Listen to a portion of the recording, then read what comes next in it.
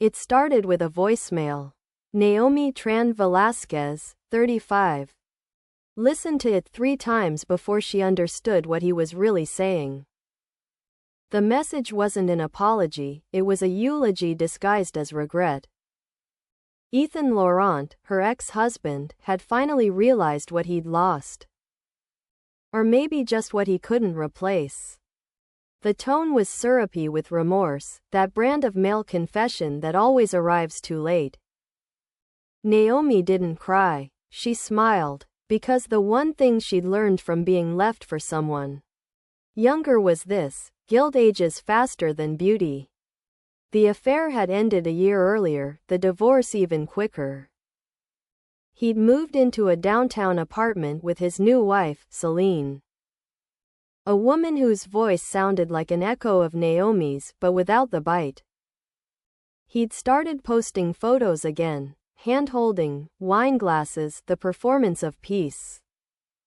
Naomi had stayed silent. She'd waited. Revenge, she believed, was like perfume, it only worked if you applied it carefully. And at the right moment. That moment came when Celine invited her to a charity gala. "You've always been so gracious," the email said. "It would mean a lot to Ethan if you came. He wants closure." Naomi laughed. Closure was what people begged for when the truth was still breathing. She wore black silk, the same dress she'd worn the night he first told her he loved her. It was deliberate. The fabric still carried the faintest scent of sandalwood and bourbon, his favorite combination. When they met at the event, his eyes widened. "You look," he began, but the word never landed. She leaned in, her smile professional. Like someone who learned what to do with silence. Celine was radiant, naive, proud to show off her reformed husband. But Naomi knew the tremor in his hands. The way his jaw clenched when a flash reminded him of lies that had once looked like love. She didn't need to seduce him. Regret had already done it for her. After the gala, she left early. She knew he'd follow. And he did, like muscle memory. Her apartment hadn't changed much, only grown colder, sharper, cleaner. The air smelled like new beginnings disguised as old ones. She poured him whiskey, the same brand he'd once bought to celebrate their first home. "You said you missed my voice," she murmured. "So listen." They made love slowly, deliberately. Like two people trying to resurrect something that had died without ceremony.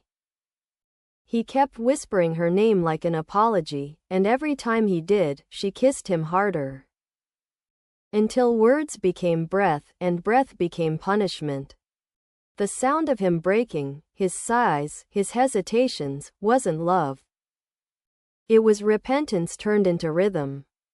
When he slept, she slipped out of bed and recorded him with her phone. Not to humiliate him, not even to keep proof, but because the sound of his regret was the most honest thing he'd ever given her. In the morning, she played the clip back at low volume. He stirred, half awake, hearing himself whisper her name like prayer. "Do you hear it?" she asked softly. "That's what guilt sounds like." He said nothing. He just looked at her, wide-eyed, fragile. "You don't have to hate me forever," he whispered. She smiled, warm, forgiving, cruel. I only want you to hear what you turned me into." When he left, he didn't look back. But that night, Celine posted a photo of him, sitting alone on the balcony. Face buried in his hands. The caption read, "Some silences are heavier than secrets." Naomi watched it once, then deleted the recording. She didn't need to keep it. It was already playing in his head on repeat. She'd composed her masterpiece, and it didn't need an audience. Because in the end, the sweetest revenge wasn't destruction, it was soundtrack. And theirs, she thought, had been perfectly scored to the sound of his regret. By the second act, Naomi Tran-Velasquez had become the ghost that haunted Ethan Lawrence knew. life quietly, elegantly, without ever being seen. She never called, never sent messages, never appeared where she wasn't invited. But she existed everywhere that mattered, in the pauses of his conversations. In the way his new wife, Celine, asked questions she didn't mean to ask. In the faint cologne he stopped wearing because it reminded him of her. Regret had moved in with them like mold under wallpaper. It grew best in silence. Ethan tried to pretend nothing had changed. He bought new suits, went to therapy, even recorded podcasts about emotional accountability. But the voice that had whispered Naomi in the dark still escaped him sometimes. Usually when he was half drunk and pretending to sleep. Celine once asked about it, softly, kindly. "Do you dream about her?" He said no, but the lie cracked his voice, and she didn't need to press further. Women always hear the ghosts men try to hide. Naomi, meanwhile, had started painting again. She rented a studio above an old bookstore, quiet, windowless. The kind of space where memories could ferment. Her art had once been romantic, abstract. Now it was anatomical. Every piece was a study in absence, beds unmade, lips unfinished.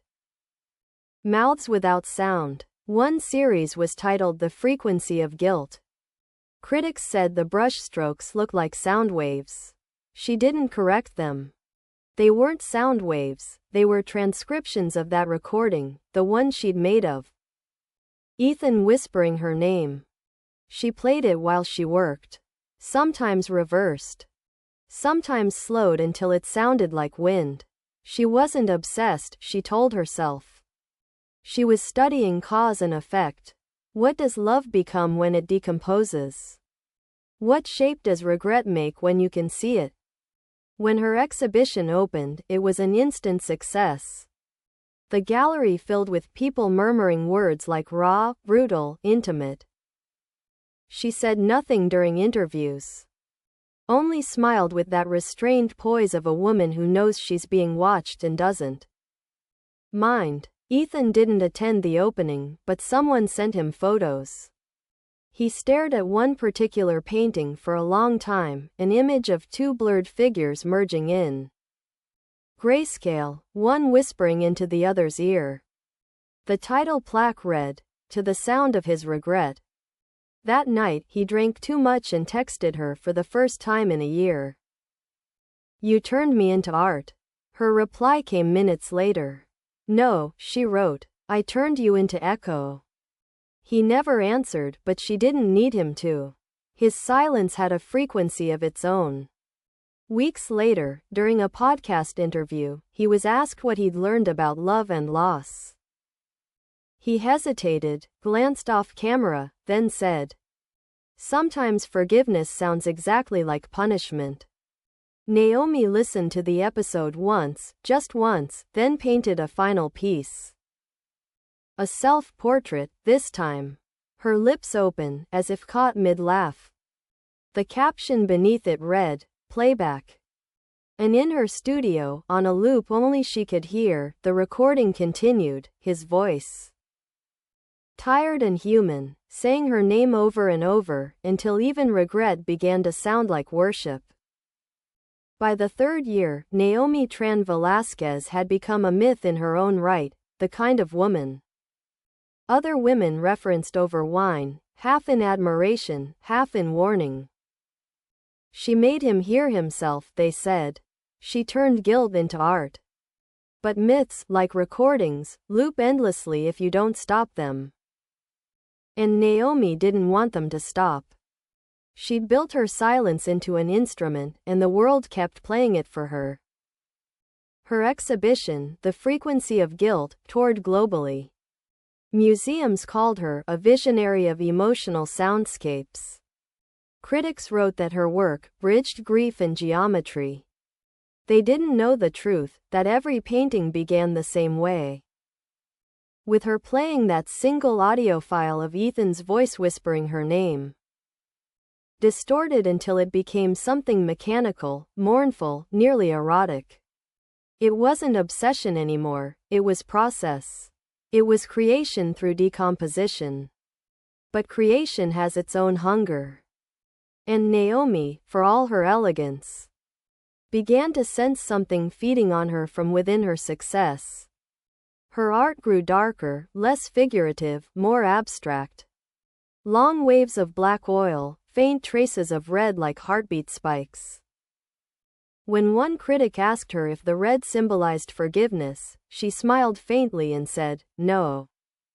It's what forgiveness costs." Meanwhile, Ethan began unraveling publicly. A journalist released an exposé revealing that his podcast interviews were pre-recorded and edited to remove breakdowns, moments where he whispered things like, "I hear her still," and "She's in the walls." Celine left him quietly. The press called it inevitable. He disappeared from social media, from public life, from relevance. Then, one evening, Naomi received a package. No return address. Inside, a cassette tape, the kind they used in the early 2000s. On the label, written in his handwriting, "For the only person who listened." She hesitated for days before playing it. When she finally did, it wasn't his voice at first, it was hers. The recording she'd once made, but reversed, layered with static. Then came his voice, shaky, tired. "I kept hearing it," he said. "Even after you deleted it. Even after I left. You built something that won't stop playing." The tape hissed, then clicked. Silence. Then one final line, whispered, "You can stop it now." She stared at the recorder, at the way the tape kept spinning even after the sound had ended. For the first time, she felt something she hadn't expected, fear, or perhaps recognition. That night the power went out in her studio. When it came back, the walls were streaked with red paint, no brushes nearby, no cans open. Only her signature repeated, faintly, across the plaster like fingerprints. In the weeks that followed, Naomi stopped answering calls. Her gallery announced she was taking time to recalibrate. Her assistant found the studio empty except for one new painting. A black canvas, matte, silent. At the bottom, in barely visible graphite, a sentence. "We made love to the sound of his regret. But now it's mine, I can't turn off." By the fourth winter, Naomi Tran-Velasquez had vanished from public life. The art world mourned her retreat as if it were death. Galleries released commemorative catalogs. Collectors treated her paintings like relics, whispering that each contained an audio layer. A faint hum only audible in quiet rooms. Some claimed it was the sound of drying oil. Others swore it was breathing. The truth, as always, was more complicated. Her studio, sealed after her disappearance, became legend. When it was finally opened for inventory, the walls were covered in hundreds of audio waveforms painted in deep crimson and black, like heartbeats, like seismic readings. And in the center of the room stood an installation no one had seen before. A glass box with a speaker inside, endlessly looping a low, distorted sound. Experts tried to identify it, but every analysis failed. The waveform shifted each time they recorded it. Some said it was Ethan Lawrence's voice, slowed down beyond recognition. Others said it was hers. The gallery that acquired it titled the piece Echo Study No. 7, for the one who listened. It became infamous. Visitors reported dizziness, nausea, or tears when standing near it. One woman claimed she heard the words "I'm sorry" emerging from the noise. Another swore she heard "Don't stop." Meanwhile, stories about Ethan's fate began to blur. He'd been found dead in a hotel room months before the exhibit opened, no foul play. Just an overdose and a final note, I can still hear her. It wasn't clear if Naomi had known, or if she'd finished the installation before or after his death. One night, during a private viewing, a power outage hit the museum. For several minutes, everything went dark.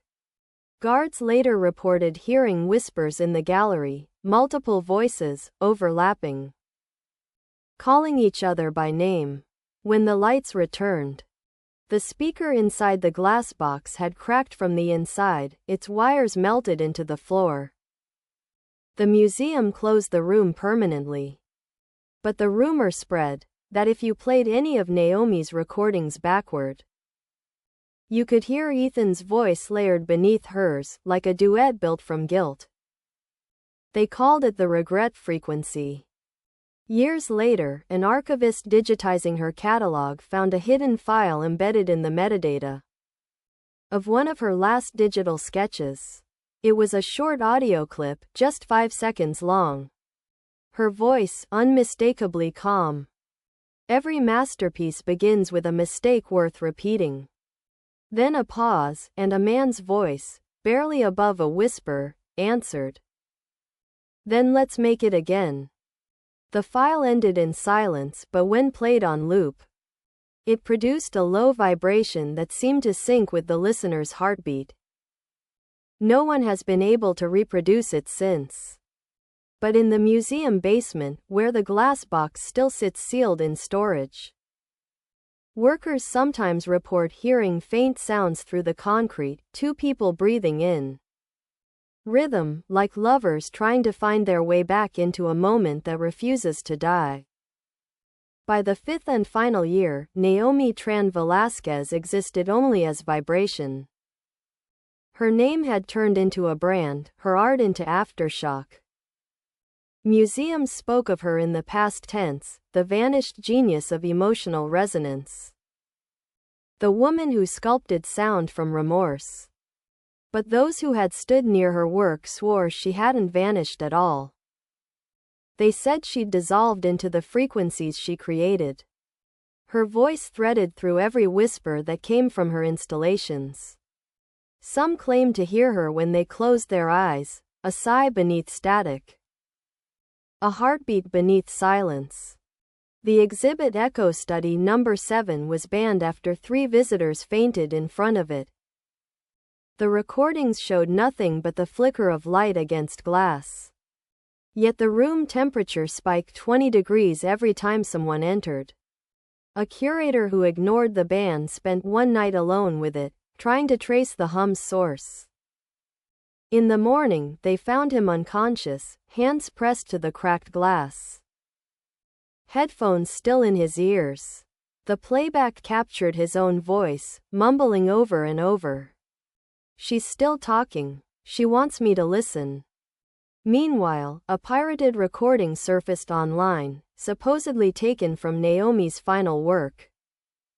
The sound was unrecognizable, a low pulse, mechanical at first, then human.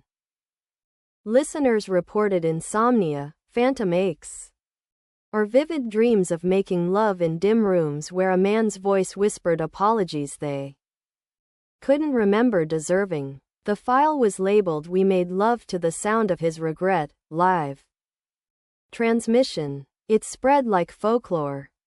Theories flourished. Some said the audio carried subharmonics designed to trigger empathy. Others swore it was a haunting encoded in sound. Then, one night, a new account posted a follow-up. Just a black screen and Naomi's voice, unmistakably clear. You wanted closure. I wanted echo. I think we both got what we wanted. The clip ended with a male laugh, Ethan's, and the sound of 2 heartbeats syncing before cutting to static. Within hours, the video vanished. Every re-upload corrupted into a file of white noise. Months later, the museum reopened her final installation under heavy restriction. No phones, no cameras, no more than 2 visitors at a time. Inside, the room was empty except for a single mirrored wall. From hidden speakers, the sound began. slow, rhythmic, breathing between pleasure and prayer. Two voices, overlapping, impossible to separate. A man and a woman murmuring the same sentence in perfect unison. We made love to the sound of his regret. Visitors described feeling a strange warmth in their chest, like someone pressing a hand gently against their sternum from the inside. Some left in tears. Others said they walked out smiling, though none could explain why. The recording still plays every night, on loop. The museum staff swears the volume changes on its own, louder when the moon is full, softer when it rains, and sometimes just before closing, when the last echo fades. A third voice appears. Faint, female, weightless. It wasn't regret, it was rehearsal. And then the room goes still, waiting. As if sound itself has learned what it feels like to miss someone.